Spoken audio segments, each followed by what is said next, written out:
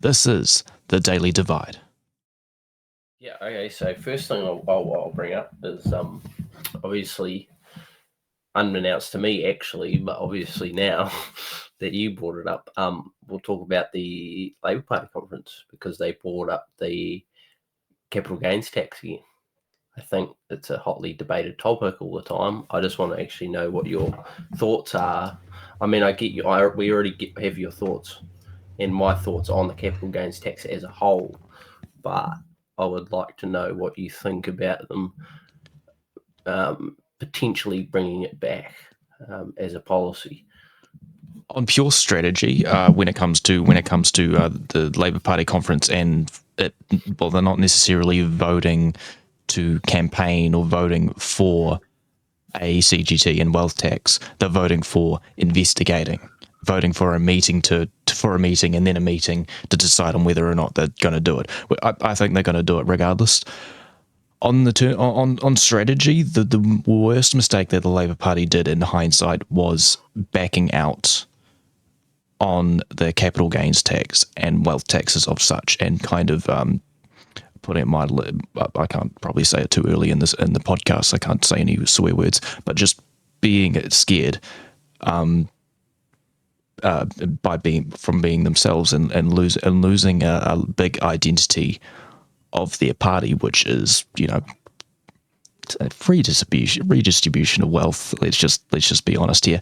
I think in terms of rhetoric, it's really important. I've spoken about this previously in the last two podcast episodes.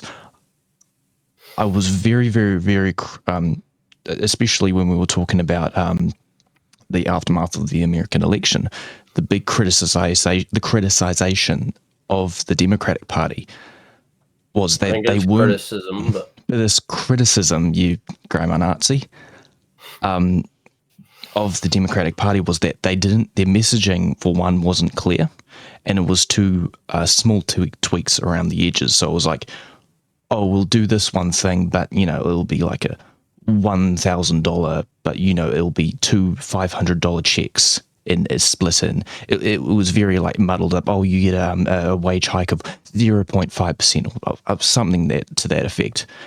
And there wasn't much messaging around even that, which was a big reason why they didn't perform well. What I was very scared about was the Labor Party doing the exact same mistake as the Democratic Party, and they kind of did the exact same, and they kind of did that mistake in the previous cycle when they backed off on the CGT and wealth tax. They kind of did a half and half on getting rid of the GST on fruit and veg, but that wasn't a good example of being kind of half-assed, twiddling around the edges and not really giving a good message. So this, in terms of rhetoric and for people and their voters knowing the Labor Party's position on things, being very clear now is very much a good thing.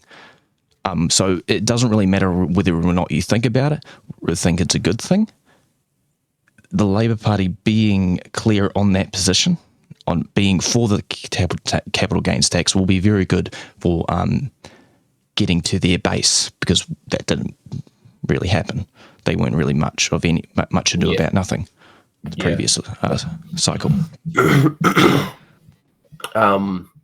Yeah, totally agree. I think, like, for me, with them bringing it in again, or they're voting to investigate.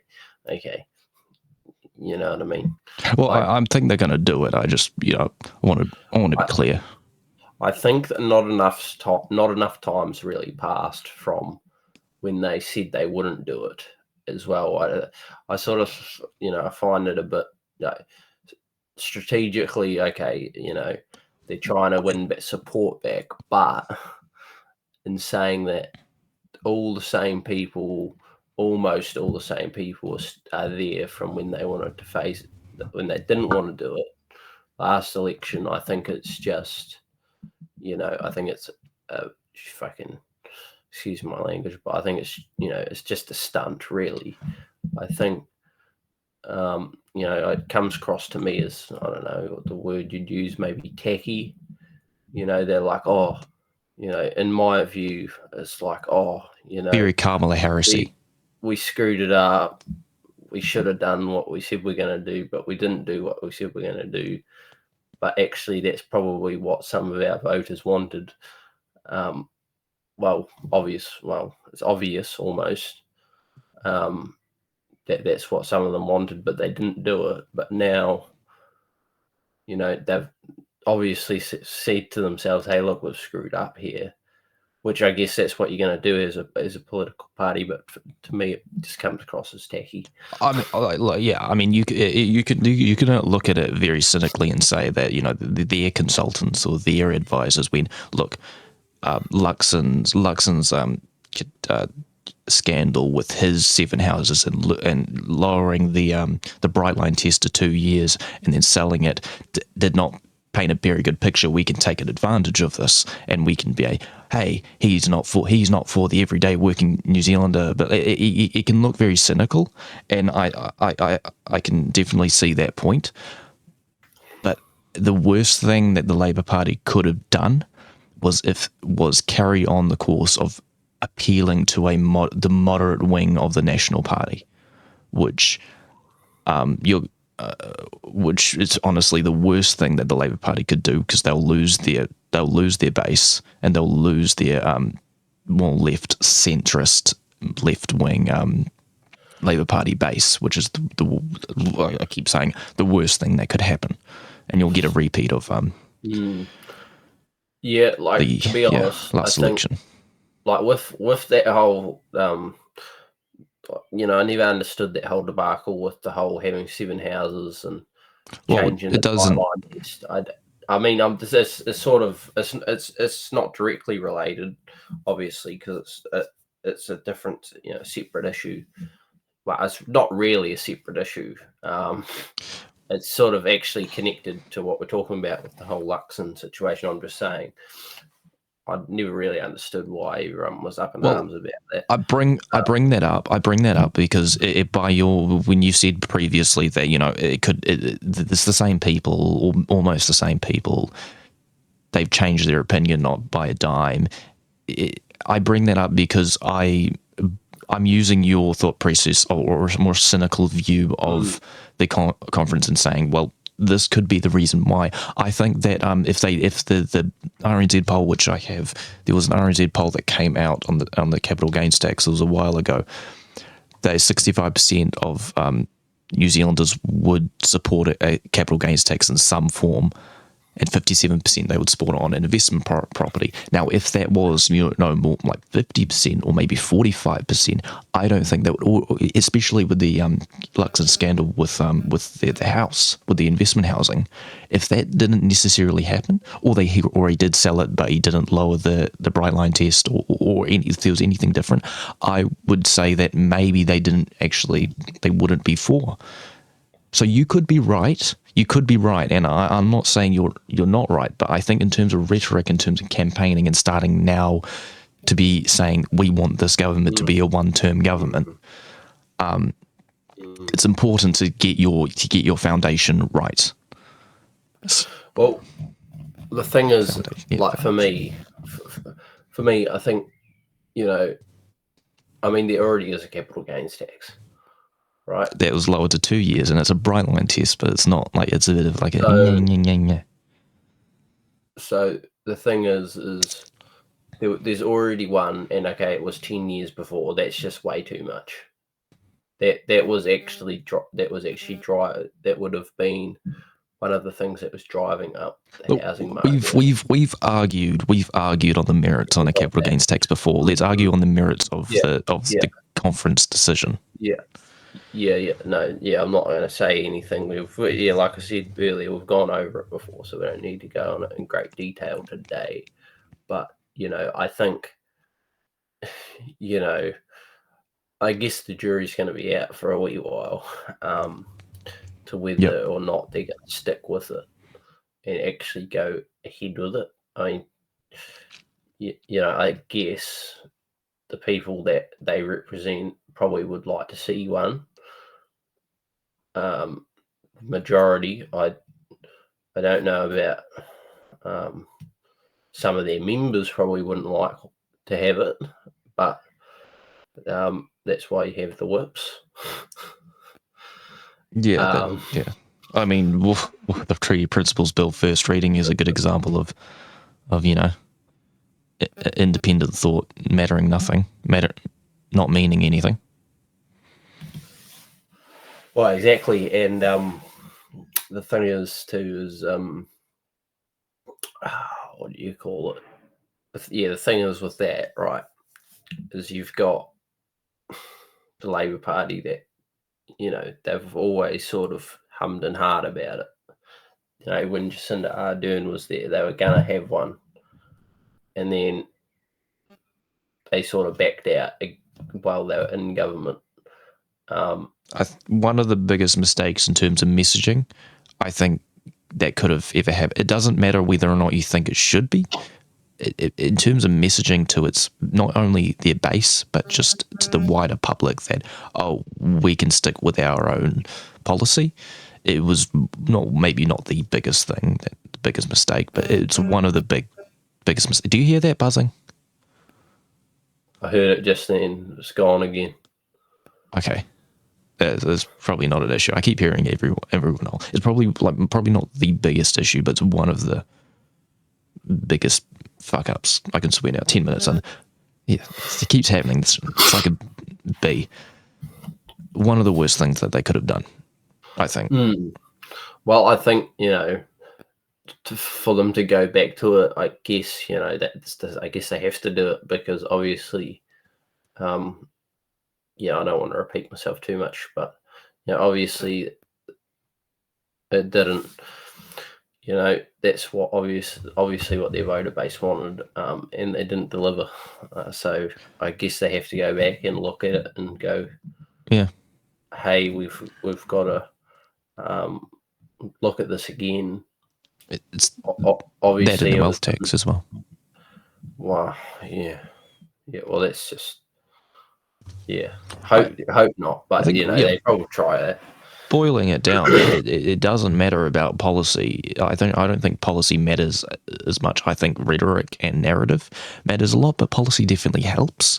It isn't the end all be all. You can't just say we will give you this much amount of money, blah blah blah blah blah, and then just sit on your ass and wait for everyone to vote. No, you need to be on the ground and messaging. That's why the Luxon mistake and everything around that and the Treaty Principles Bill is key for the Labour Party to kind of take this opportunity and run with it. And I think that CGT is part of that. Yeah. But yeah, we can. Well, anyway, I think we should move on because there's not too much else to say that we haven't said. I don't think, unless you have anything else to add. No. Keep moving. The next thing that I'd like to discuss, right? Where's it happening? Is okay.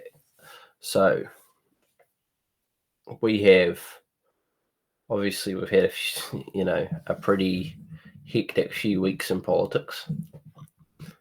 Mm-hmm. I'm not too sure. Is Parliament's not sitting at the moment? They're on holiday, are they? I think they are. I think so. I'll be honest, I don't know. No, they usually go on holiday. I think they're on. They're not sitting at the moment though. Do fuck all. Yeah, not right this second. No, obviously not. It's 9 p.m. Sure. God, we should know these things, but yeah, I think they shouldn't have holidays at all. It should be matched to the. They should have leave that's matched to a minimum wage worker. Why do they need to have leave anyway? Yeah, no, right. Needs leave? You voted. We voted you in. Work and die. Yeah, pretty much. Anyway, the thing is, the thing that I find is, okay, so we've had a hectic, obviously, few weeks, like I say. I want to know what you think. What do you think, regardless of whether they're sitting or not really, where do you think all this stuff that's going on, if we boil it down, where's it going to go, in your opinion? You What's might gonna need be you the might need to result? specify. Do you mean like Well, okay, so please specify. What do you mean by where does everything go? Because a lot of that, there's a lot of things happening. okay, so we had that whole thing with the Te Pāti Māori Party, with their whole dance, their haka, To quote David Seymour, thuggish war and then dance. all. Well, he's right. Something that shouldn't happen. We've already discussed that. Something that shouldn't happen in Parliament. Go outside and do it. It's okay. Do what you like. For it's a free country. Yes, carry on. Come on.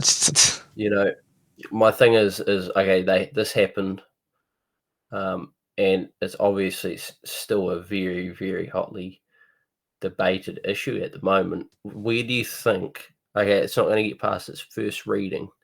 This treaty principles bill. But where do you think the conversation is going to go from this being sparked, obviously? In terms of Māori-Relations? Oh, yeah, with the treaty and everything. Okay, so, they've started the conversation. Okay, it might not get passed into law, which, okay. But where do you think it's going to leave? Yeah, where do you think it's going to leave the relations? Would be the easiest way to put it. I think that if I'd sit tight and bring out a bucket of popcorn for the for the Waitangi Day, because it is going to be a hoot. It is only going to get worse. In terms of the principles bill, is a 6-month submission. It's one of the longest on paper in terms of submission period, with a lot of the other laws that are being, a lot of the other bills rather that are being brought in. And so don't think this is ever going to go away for a period. It's not going to go away next year. It's not going to go away at all, because after next year is the election. So expect the principles bill to be on the top of the headlines 20, or at least close to, for 24/7. This is an insane opportunity for the Labour Party, and a complete blunder for the National Party to have it to Luxon see on it, to see this on Luxon's watch. And I'm really in terms of, is the next part of that question, what do I expect for next year coming up, or what do I expect for the election, which is a bit of an early? No, I think you could look that far ahead with the election. Like, obviously, like, Because, what I'm expecting. Yeah. Well, what I'm expecting is, because, like, from my position and my point of view, they are doing a good job of managing the economy from the state it was in. They're doing, okay, we've had a lot of cost cuts all over the show. Why is this not? Hang on. I do think that when I say that Treaty Principles Bill is on top of the going to be on top of the headlines, that I think that's what I think is going to happen. I also think that they've front loaded a lot of the bad stuff that they have done, a lot of the shit, a lot of the cuts, and a lot of the I wouldn't call it we are in austerity in New Zealand at the moment, but they have done a lot of austerity measures this year. That it is very possible. It's very possible that next year there's going to be nothing. There's not going to be much. Maybe with the local elections, there might be a lot more of a focus on local politicking, especially when it comes to Three Waters and a lot of the things around the local water supply and system, and Wellington City Council, which we've not really spoken much on because we didn't really get a chance. that's going to become back up. I think more localism argument is going to come back up next year. In terms of national, I think treaty principles bill, like anything can happen next year. Like, and we're not like soothsayers, but I think it's going to be more local because local elections. But okay, yeah, so anything can I happen. mean, I've got a little bit of a quiz, right? Well, not a quiz. I haven't really written a quiz down, but I'm going to like do a little bit of. I want to poll you a little bit. Okay, Go ahead. well, I've only got a couple of questions, and one of them, right, is okay. If you were to say, like, if you're going to look at the economy from when National took over in 2023, or was it 2023? It was 2022. Last year. Sorry, yeah. To took over from Labor to now. Do you think that they're doing a better job of managing the economy, or a worse job? When I'm going to take you back a few months when they were first elected, which was May. I don't know. June. I don't know. July. It was July. It was July because it was my birthday, I think. I don't know. Anyway, I'll take you back to all those years ago, especially when that was when the Daily Divide was actually created and a lot of shitty podcast episodes was created. When that happened, I don't know if you know, when they were first elected, my opinion was, no shit. Of course they were going to be elected. Everything wasn't going great. People didn't feel great, so it didn't matter what anything meant. People didn't feel great. And anti-incumbency election, you saw that with the American election. Okay. I wasn't expecting much with National, maybe some cuts. I wasn't expecting much. Okay. When the first, I think it was like 100-day plan, the first set plan came out, I looked at it and went, yeah, it's what I expect from National junkie government. Yeah, okay.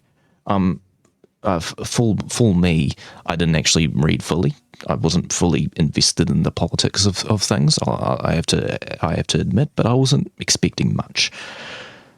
But I did not expect. What I did not expect was the veracity and the heartlessness of the cuts and the dishonesty that they have gone about things when they made cuts to IREX. They've made cuts to the Dunedin Hospital, which they promised in their campaign that they would cut it. That they wouldn't, rather. They criticised Labor, in fact, for cutting a couple of hospital beds in terms of capacity in that Dunedin Hospital. They said they would increase it back. But then they decided to do the complete opposite. That was a complete kick in the balls, and that's something I did not expect. The next, I kind of expected the Māori Health Authority to be gotten rid of. I was kind of expecting that. That was kind of going to happen. I did not expect the high involvement. I didn't expect the Treaty Principles Bill to do anything.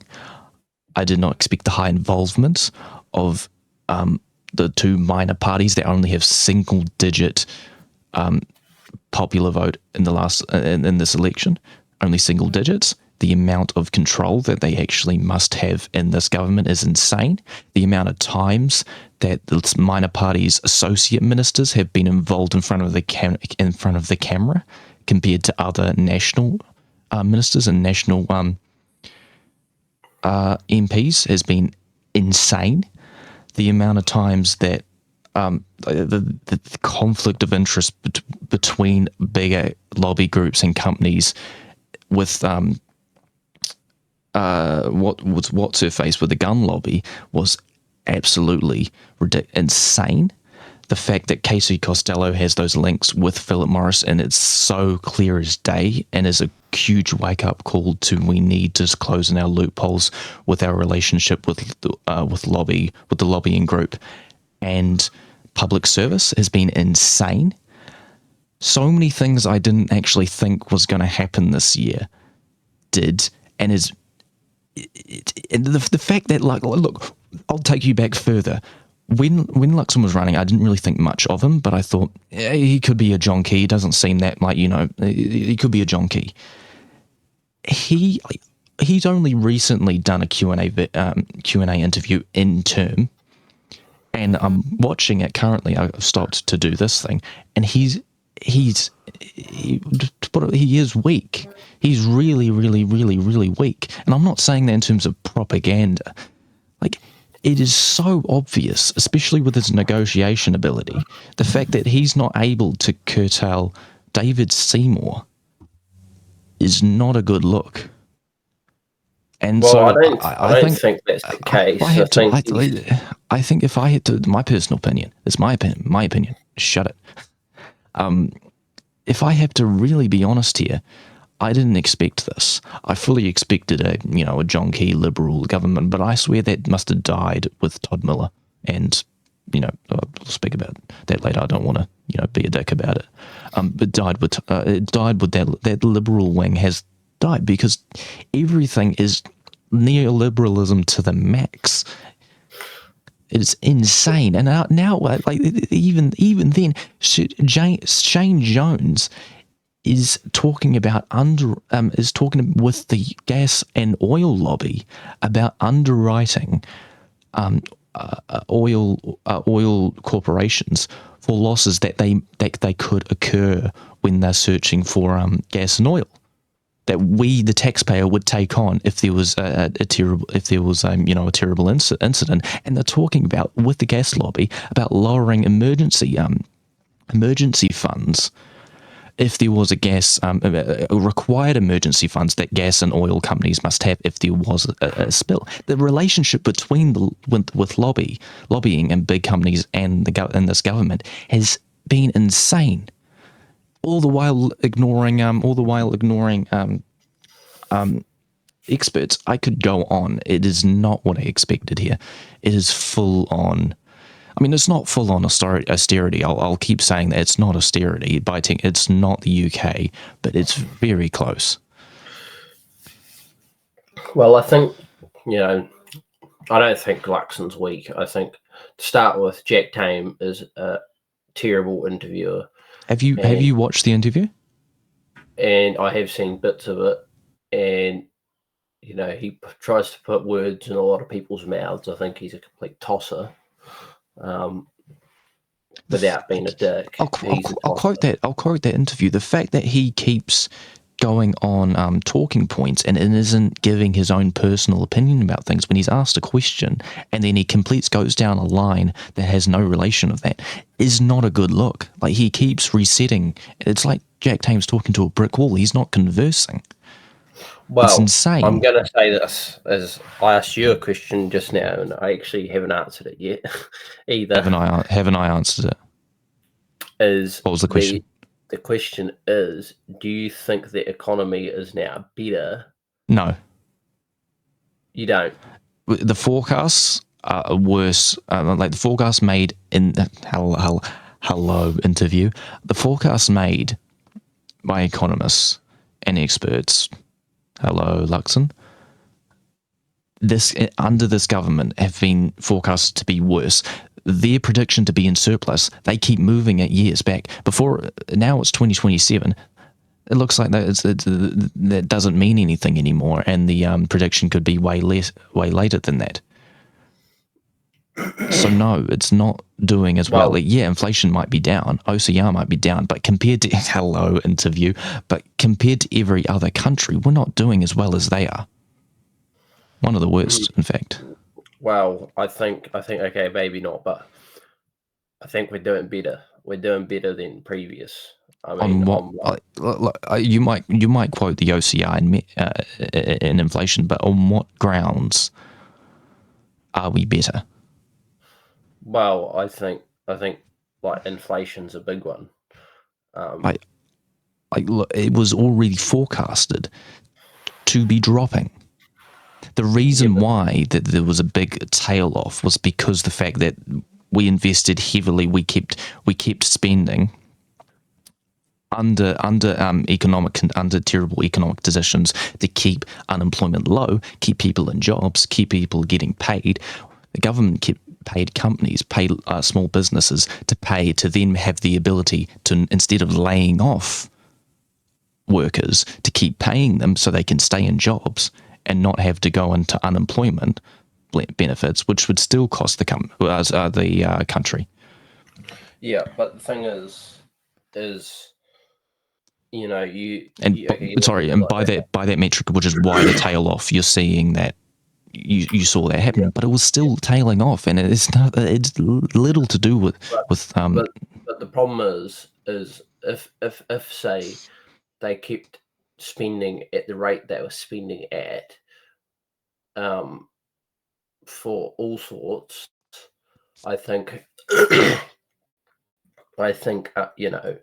that's just going to continue bringing inflation up. The more money you spend, the more the more inflation goes up. Yeah. So even though it's forecast to do what it was going to do, if they had kept and stayed the course, say National didn't change a thing to do with the economic management, we'd be looking at just unbelievable amounts of inflation. The OCR would still be high, as it's still, it's coming down, which is great. 4.25%. It's awesome now. So, well, it could be better. Could always be better. But we're doing better. So I think, in my opinion, the economy is better. But as a consequence of that, especially thousands upon thousands, I think it's like over 5% unemployment, increasing unemployment, wages kind of stagnating, layoffs bajillion. That's not a correct figure, so don't quote me on it. I'm just saying. Economics for the average person isn't great. It isn't too good. It really isn't. I mean, you could quote it. This is the same problem that the Democrats have been making. You can quote a graph, but if an independent person, and National got onto this really, really well, you could quote a graph. Doesn't matter. If someone isn't feeling well, they'll use their vote to tell you if they're not feeling too good. It just depends if the opposition can take advantage of it. And right now, people are really, really, really feeling it. I think and the thing that comes to mind really when you say that no one was saying Labour, the government was, as much as their flaws, especially when it comes to capital gains tax and their handling of it, as much and their handling around Three Waters, I kind of criticise to a degree, not enough for me to say, fuck you, Labour, but there was some things they probably could have done better. Among everything, it was an unprecedented time, especially around COVID. But the government wasn't talking about, let's keep spending more and more and more and more and more and more, because that wasn't happening. That really, really wasn't happening. And I think that's a bit disingenuous to say that, we will be spending everything under the sun. I think it was happening. We're going to keep printing like it's Tanzania. Well, I think they were doing that because they wanted to spend $30 billion on light rail. They wanted to. We were about $2 or $3 billion deep on IRX. We've already debated this before, but the merits on investing on infrastructure in assets, on public assets, is second to none. Okay? Yes, I know, but you have to have the money to be able to do that, and we just didn't have the money, hence why they had to stop a lot of the projects. A lot of the things that we currently, a lot of the hydro dams, and a lot, especially not specifically Marsden Point, but the one, the plant next to it, I think it's the, I forgot what it produces, but the plant next to Marsden Point was created because of the Think Big projects. I'm going to make this very quick. The Think Big projects. Now that was under Muldoon, and he did heavy deficit spending. Now, thanks to those projects, we are living off of those infrastructure. There is merit to say that deficit spending does work. It just depends on what you spend on it. Yeah, I don't think that we would be able to do that. So I think they've done the right thing in not doing it. I think they needed to cut things. I mean, I guess, we probably need some of that infrastructure, but we need the money to be able to do it. It's like, it's like, are we going to, if we don't have the money, we can't do these things. Like, okay, for example, like in Auckland, they can't even manage a bus, like a bus schedule, and then they want to put a big, huge light rail metro underground and say, oh, we If you can can't manage that. something now, then we might as well just just sell everything and just not do anything, or just not create anything. Might as well. But what I mean, Increase profits by 20%. It costs a lot. It costs a lot. $30 billion and make a gold-plated underground light rail. That's like, well, we don't have the money at the moment, so we can't do that. And if somebody's come in, and this is what I'm sort of saying with the National Party. The National Party's come in and they've gone, hey, look, they've looked at the books and gone, it's just not there. That's why they've cut everything. They're not doing it out of spite. I think they're doing it because... Look, I have called this government from day one since I recommending the spiteful government, and I think they've adapted well to that name. Everything has been, like, most things have been done. They see a Labour picture on it and go, no, don't want that. No Labour, no, don't want that. I Rex, no. They've done so much bad things, but is what I'm saying is they've gone and they've actually looked at the books and gone, we just don't have the money to do it. But okay, the last thing I'd really want to talk about is OCR. We've talked about it briefly, but that is a good thing. The OCR coming down last week, brilliant, because it means, money's going to be cheaper to borrow. So basically what it means. You naughty boy. Carry on with the thought. Interest rates will hopefully go lower. So I think it's a win for the country. And you're like,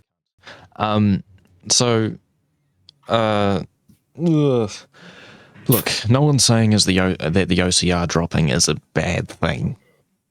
No one's saying I'm just sort of bringing it up. No, I'm not being defensive here. Yeah, no, it's great. It's a part of a wider thought. Yeah, of course you think it's great because you've got some plans involved. The OCR dropping by 0.50 percentage points. They call it 50 basis points. I think they're nerds. Is not a bad thing. I mean, hello. It's not a bad thing. But the fact, I want to quote those interviews with Luxon. The fact that he, look, let's put this in perspective. Compared to, I've already said it before, compared to every other country, we are performing a lot worse. A lot near in the bottom half compared to every other developed country. A lot of other undeveloped, developing countries in the world. So we're not ahead of the curve or doing really, really, really, really well. This is a good thing. This isn't amazing, and I think that it's really important to quote those interviews there.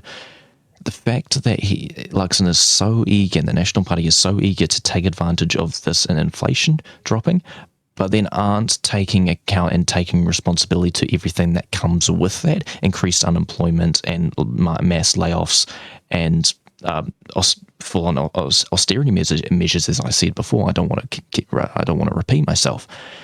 Is really, really, really annoying and childish.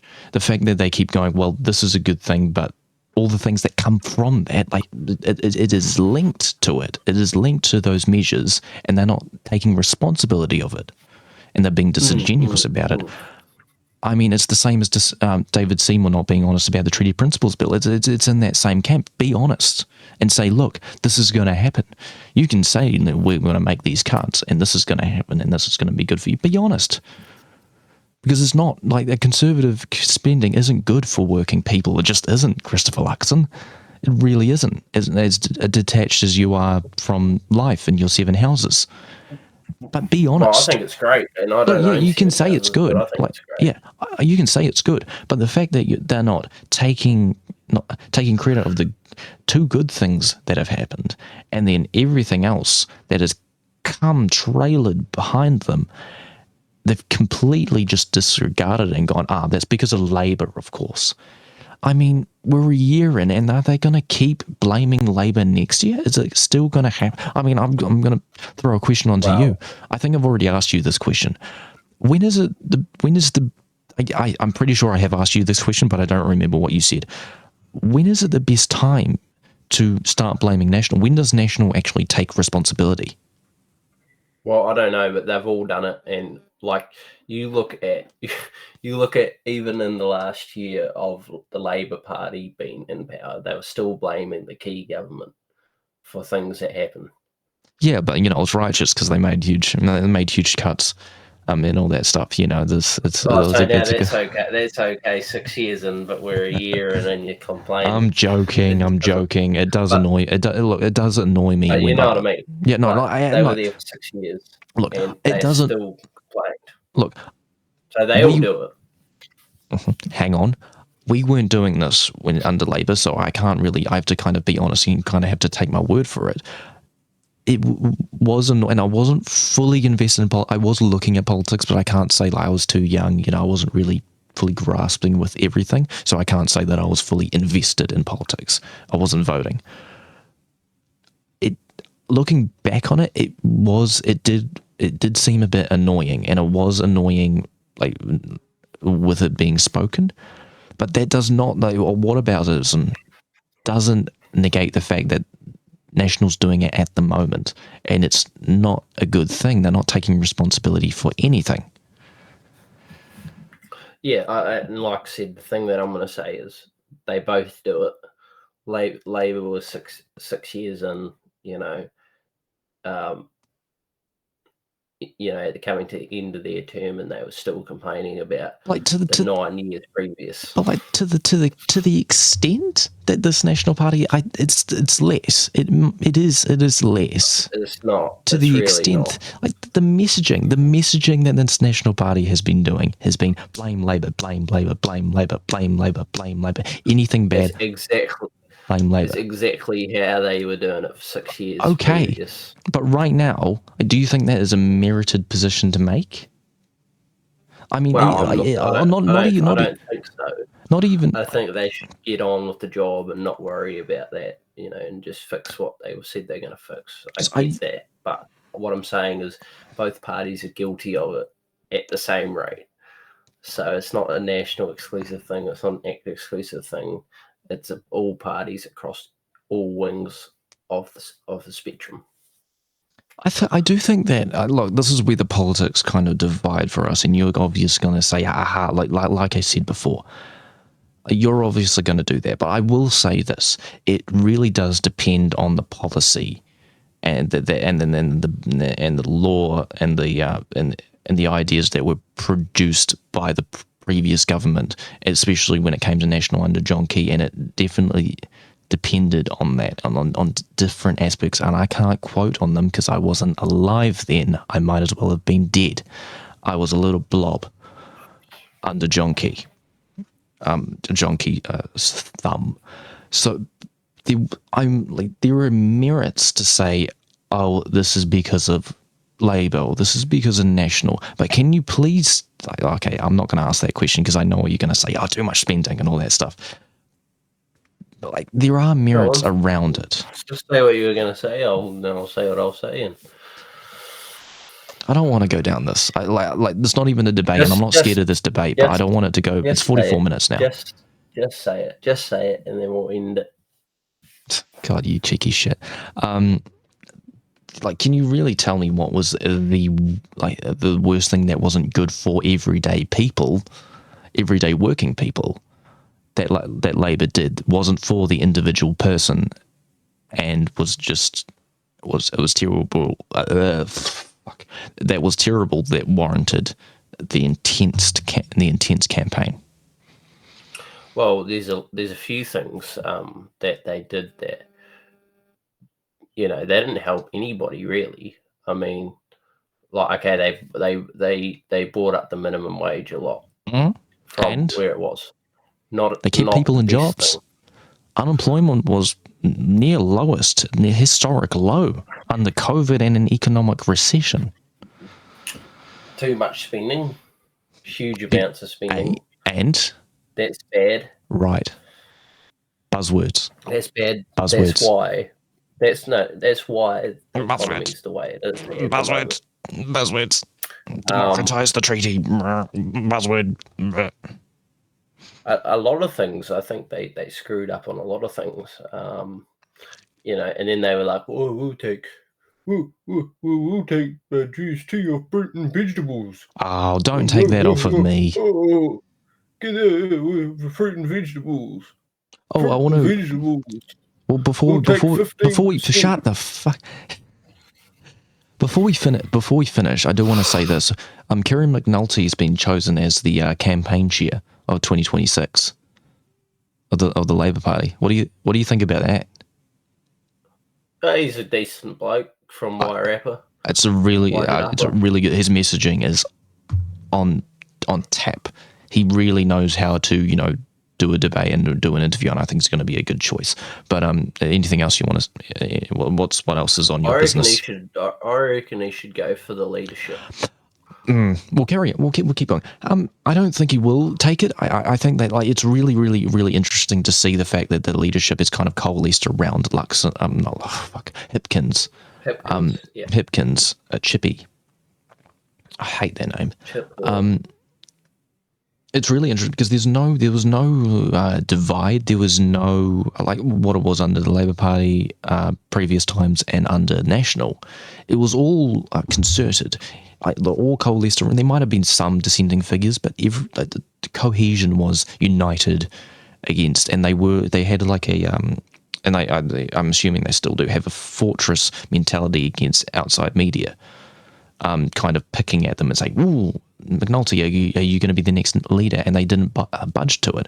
And so I don't think anything's going to happen leadership-wise this term. I could be wrong. Anything can happen. But I don't think anything's going to happen this term. But depending on the results, if it is even if they lose, I think that there will be a leadership change. Even if they lose, I don't even think it's if they terribly lose. If they lose just in any time, even if it's because of a 2017 result, I think McAnulty will be the next leader. I think McAnulty will be the next. I hope so. He'd be the best guy to go ahead with it. I mean, he lost to Mike Butterick, but in his electorate, but that's all good. Wairarapa was won on landslide in 2020 anyway, so it was kind of it was going to happen anyway. But anyway, anything else? Yeah. Nothing else? No, and my laptop I think is about to go flat. Okay, see ya. Bye. Yeah, bye, my butters.